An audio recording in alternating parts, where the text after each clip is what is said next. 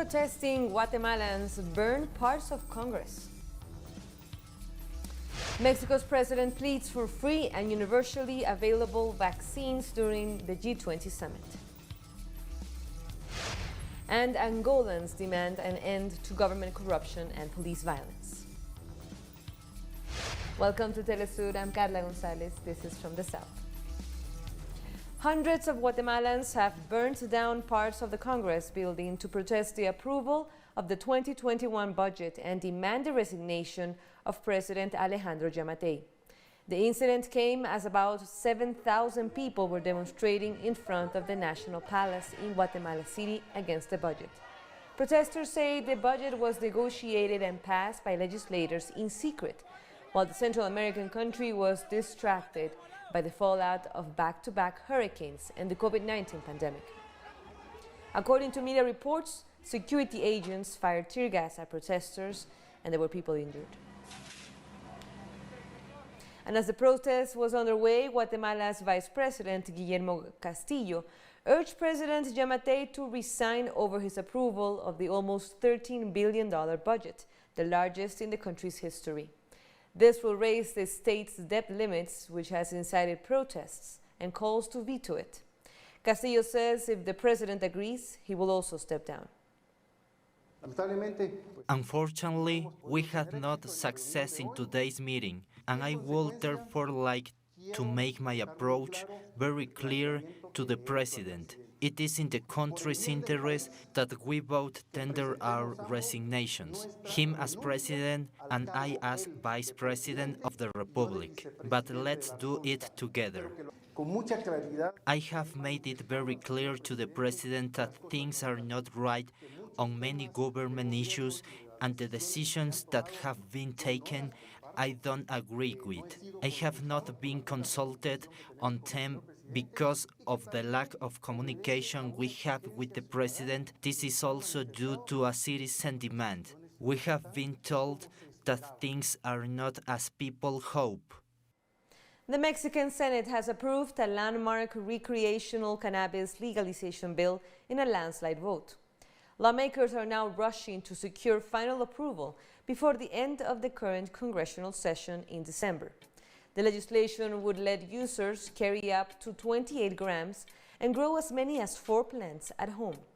Sales to adults in authorized businesses would be allowed, provided the product abides by maximum levels of psychoactive ingredients. Lawmakers in favor of the bill said it will also support indigenous communities, as they will no longer have to be part of an illegal cannabis market.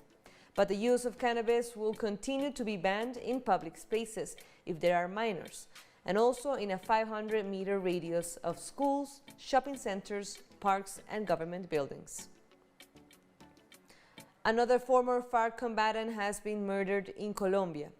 Jairo Lopez was gunned down in Putumayo in the southwest region of the country on Friday. This has pushed the cumulative number of former guerrilla members killed since the beginning of the peace agreements that were signed in 2016 to 242. Peru's new president, Francisco Sagasti, has said the proposals for a new constitution, as demanded by some sections of society during recent protests, is not an urgent matter. Sagasti said his transitional government's immediate objective is to restore peace to the country, which experienced an intense week of protests after President Martín Vizcarra's removal. Demonstrators have demanded a reform of the discredited Congress and a new constitution, but Sagasti believes constitutional reforms is a task that should be left to the next elected government. As Brazilians prepare to mark Black Awareness Day on Friday, videos circulated on social media of a black man being beaten by security guards at a supermarket in the city of Porto Alegre, sparking outrage. According to reports, emergency services attempted to resuscitate 40-year-old João Alberto Silveira Freitas, but he was already dead after being beaten by 2 white security guards, one of whom was an off-duty cop. A short video clip showed one guard restraining him outside the doors of a Carrefour supermarket, while the other inflicted repeated blows to his face. Other clips showed a guard kneeling on top of Freita's back. Dozens of protesters demonstrated in Sao Paulo on Friday morning, chanting "Black Lives Matter." This as the incident bore similarities to the murder of George Floyd in the United States. The security guards involved have been arrested on charges of aggravated homicide. What we saw in Porto Alegre is the most despicable expression of structural racism, institutional racism, and how much Brazil still inherits from the heritage of the slave countries operating in the Americas. My brother Joao, who died, is not just Joao. He is part of the black family, excluded from society for 500 years. And we still hear and see these expressions of anger, rage, racism. And protests have also broken out in the cities of Belo Horizonte and Rio de Janeiro. In Rio, demonstrators used tires to block the entrance of a Carrefour store and stuffed them with sunflowers. Protesters chanted and demanded justice for all those killed by police in the country. Being black in Brazil means you have your humanity stolen. You have all your rights stolen. You don't have the opportunity to come and go in peace. You have the security system designed to have you as the accused. Even when you are the victim, you are the target of any bullet that circulates in this city. There is no bullet lost when it hits a black body. We'll take a short break now. Don't go away.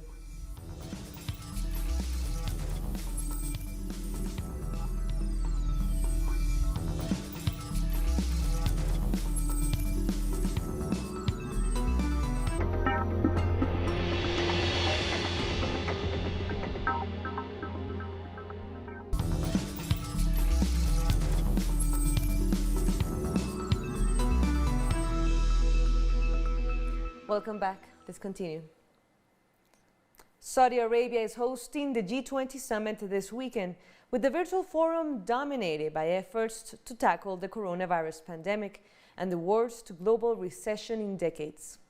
World leaders will gather virtually as international efforts intensify for a large-scale rollout of coronavirus vaccines after a breakthrough in trials. It also comes as calls grow for G20 nations to plug a $4.5 billion funding shortfall. Saudi Arabia's King Salman will preside over the meeting, and climate change is expected to be among the issues topping the agenda. According to organizers, G20 nations have contributed with more than $21 billion to combat the pandemic, which has infected 56 million people globally and left 1.3 million dead. They have also injected $11 trillion to safeguard the affected world economy. And various world leaders have prepared video messages addressed to the G20 summit in Riyadh. Argentina's President Alberto Fernandez has announced that his country purchased millions of doses of vaccines to cover 10% of the population. Argentina actively engaged in the COVAX mechanism of the COVID-19 Access Accelerator and has already made the upfront payment for the purchase of 9 million doses of vaccines to cover 10% of the population. In this regard, Phase 3 of the clinical trials of 3 vaccine candidates are being developed in our country. And we will also produce the vaccine developed by the University of Oxford, which will be distributed equitably from 150 to 200 million doses to Latin American countries. Meanwhile, Mexican President Andrés Manuel Lopez Obrador has pleaded for free and universally available vaccines and warns about excessive lockdowns as he addressed the G20 virtual summit. Health is a fundamental human right that the state must guarantee. Medical care, vaccines, and medicines must be free and universally available. Guarantee freedom in all circumstances and abandon the temptation to impose authoritarian measures such as excessive lockdowns or curfews. The economic rescue must be done from the bottom up, first helping the poor.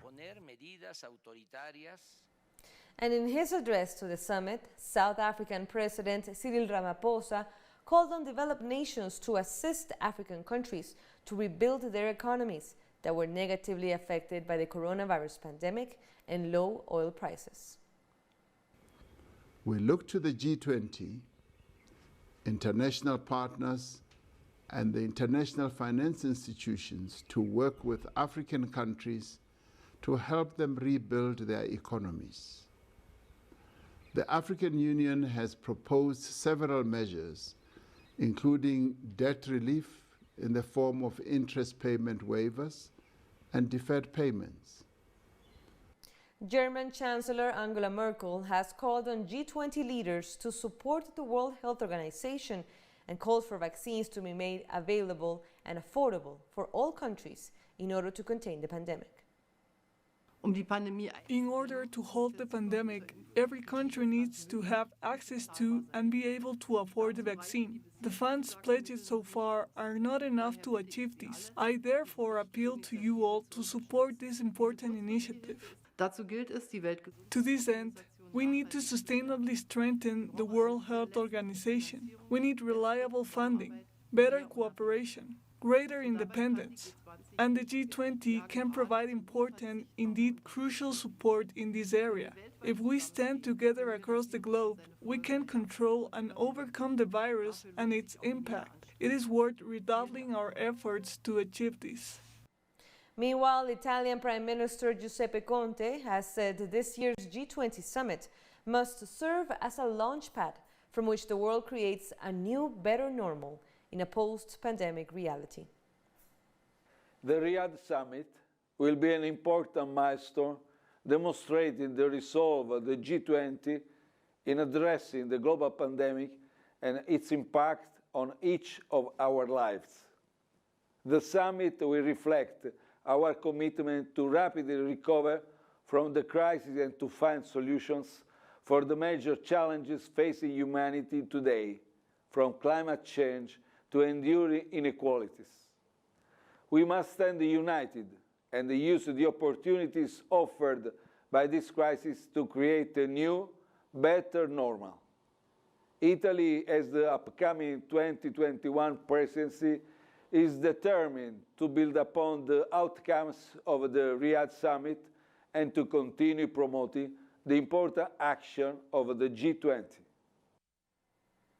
Spain's Prime Minister Pedro Sanchez has said G20 representatives must fight to achieve a fair world and to protect those most affected by the pandemic. We G20 leaders have an obligation to do everything in our hands to minimize the damage and the consequences of the COVID-19 pandemic. The world faced its greatest challenge in decades, and the biggest economies of the planet should live up to the challenge of defeating the virus and build a greener, fairer, and more inclusive future. Spain looks forward to the Riyadh summit to decisively advance in this direction. We have a unique opportunity to establish a collective roadmap that allows us to work for prosperity, sustainability, equality, and well-being, to work for the benefit of our economies, but above all, for the benefit of all citizens and the entire planet. Let's get to work. In other news, dozens of protesters have rallied in the Angolan capital, Luanda, demanding an end to government corruption and police violence. They have accused the government of failing to take decisive action against public officials accused of engaging in corrupt practices. They also denounced the unwillingness to punish police officers who assaulted protesters last month. The demonstrations will not stop in Luanda. That's to say that on December 10th, there will be another, and we invite all those people who are at home, young scientists, young people who know that the country is not in good shape, to show up on December 10th. Uganda's opposition presidential candidate Robert Kyagulanyi, aka Bobby Wine, has condemned the violent clashes between security forces and his supporters that left at least 37 people dead. The 37 died during 2 days of protests that were sparked by Wine's arrest on Wednesday ahead of a political rally in the run-up to the January 14th election. The musician turned politician appeared in court on Friday for allegedly violating coronavirus measures at his rallies. Speaking after the court hearing, he accused President Yoweri Museveni of using COVID-19 restrictions to stop political opponents from campaigning. Museveni and these brutal people are on their way out. They have failed to account for the 35 years they've been in power. And now all they're left with is murder innocent people. Shame on them. He's facing a generation which is both hungry and angry. A generation which is resolved to stop at nothing to get their freedom. A generation which has said in the past and continue to say, we are not your slaves. Burkina Faso's opposition leader, Sefiri Diabre, said President Roch Kabore is orchestrating a massive fraud to secure a re-election in Sunday's vote, and that he will not accept results marred by irregularities. It's clear, and we have announced it on several occasions, that there is a huge orchestrated operation by those in power to carry out fraud on a massive scale to legitimize a certain knockout the day after November 22nd. We'll be right back with more. Stay with us.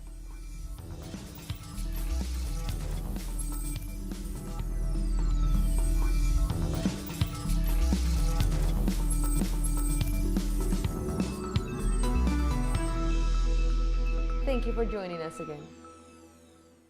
Thousands of Israelis took to the streets on Saturday night to continue months of protests demanding the resignation of Prime Minister Benjamin Netanyahu. Braving cold, wet weather, several thousands gathered outside Netanyahu's official residence in Jerusalem. Some protesters carried makeshift submarines, referring to one of Netanyahu's graft scandals, which is connected to the purchase of warships and submarines from a German conglomerate. The Prime Minister faces corruption charges, and protesters also accuse him of mishandling the coronavirus crisis.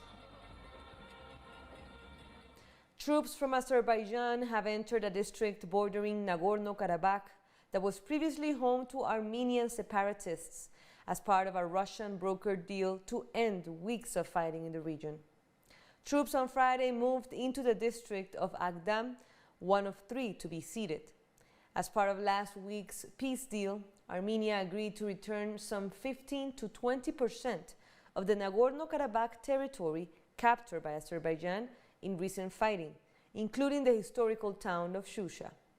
Armenia will also hand over the Kalbajar district, wedged between Nagorno-Karabakh and Armenia, on November 25th, and the Lachin district by December 1st.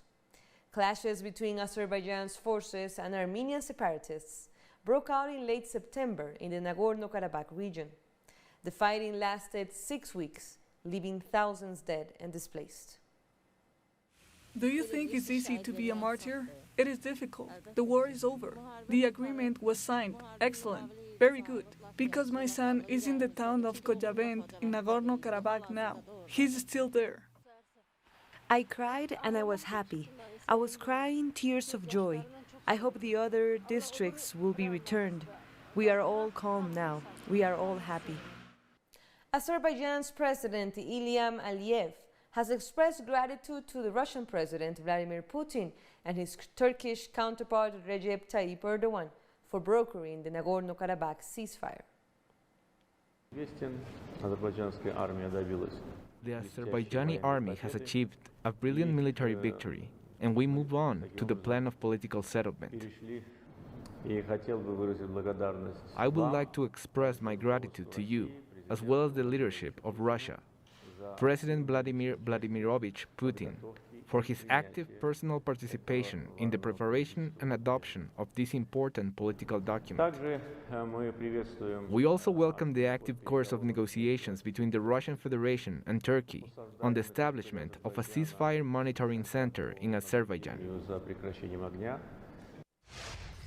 In Armenia, several thousands have gathered again in the capital Yerevan to call for the resignation of Prime Minister Nikol Pashinyan and to voice their opposition to a deal with Azerbaijan over the disputed region of Nagorno-Karabakh.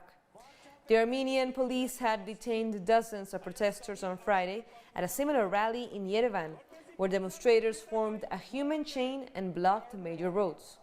The agreement ended military action and restored relative calm to the breakaway territory, internationally recognized as part of Azerbaijan, but populated and until recently fully controlled by ethnic Armenians. A return from the military positions in Nagorno-Karabakh. 3 days ago, we defended the positions and will defend them to the end. These traitors sold the country. Soon our platoon of the Armenian Revolutionary Federation will return from the Nagorno-Karabakh. Some the pro-Pashinyan keep saying the soldiers are with us. But soon it will become clear who is with whom. Today we gather here to demand the resignation of the traitor Nikol Pashinyan. A commander-in-chief who has been defeated has no right to remain at the helm of the country. Georgia has held runoff elections in several constituencies in a vote boycotted by the opposition. All of the country's opposition parties have staged mass protests after claiming the October 31st parliamentary elections were rigged. They want snap polls, a demand the ruling Georgian Dream Party has rejected. The government won 48% of the votes against 46% for opposition parties in a proportional ballot that decided 120 of the legislative's 150 seats. Opposition candidates have said they will renounce their mandates. There is no place for people who do not know how to behave in a governmental post. That is why there is an election process. Awareness of the population must be increased so that people know whom to vote for. Georgia will not succeed until party hegemony is overridden. What I see today is politicians purring their own interests about the interests of the country, and they should be stopped. In the United States, around 74 endangered sea turtles that became stranded on Cape Cod have been airlifted to rescue centers. Each fall at Cape Cod Bay in Massachusetts, hundreds of endangered sea turtles wash ashore hypothermic from the cold ocean temperatures, leading to the largest sea turtle stranding event in the world.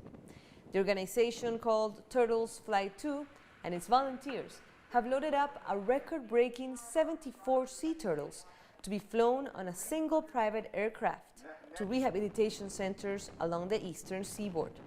This will take place before being released into the warm waters of the Gulf of Mexico. Most of the turtles are Kemp's ridley, the smallest and most endangered species in the world.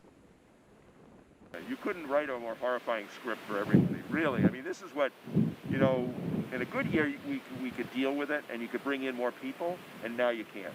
So now we have to deal with it. Each one of us in our own way has to find the time to recover from being out there, you know, all of the shifts and all of the walking, all of the lifting, and then get ready for the next time. And make sure we have the infrastructure and that we're able to move turtles around and get that all done. Once you save one, it's, you know, you're just hooked. I mean, I find that my fellow volunteers, they'll do just about anything. You know, like, okay, it's 5 degrees out with a 30-mile-an-hour wind. Can you go out at 3 a.m.? You know, and they're like, yeah. So it's for the turtles. You know, we love them. And for sports, organizers for the 2022 FIFA World Cup in Qatar say they are optimistic for the upcoming event, despite the ongoing pandemic. According to the organizing committee, 90% of the infrastructure for the event is complete. The tournament will feature 8 stadiums, with construction on 3 of them completed. Qatar will be the first Middle East and Arab majority country to host the competition. But the committee has also acknowledged that the COVID-19 pandemic has and will present numerous challenges, but they hope to be able to safely welcome as many visitors as possible. We still have 2 years until Qatar's FIFA World Cup kicks off. and we're optimistic that the first ball will be kicked in that new era, where we will all call the post-COVID world.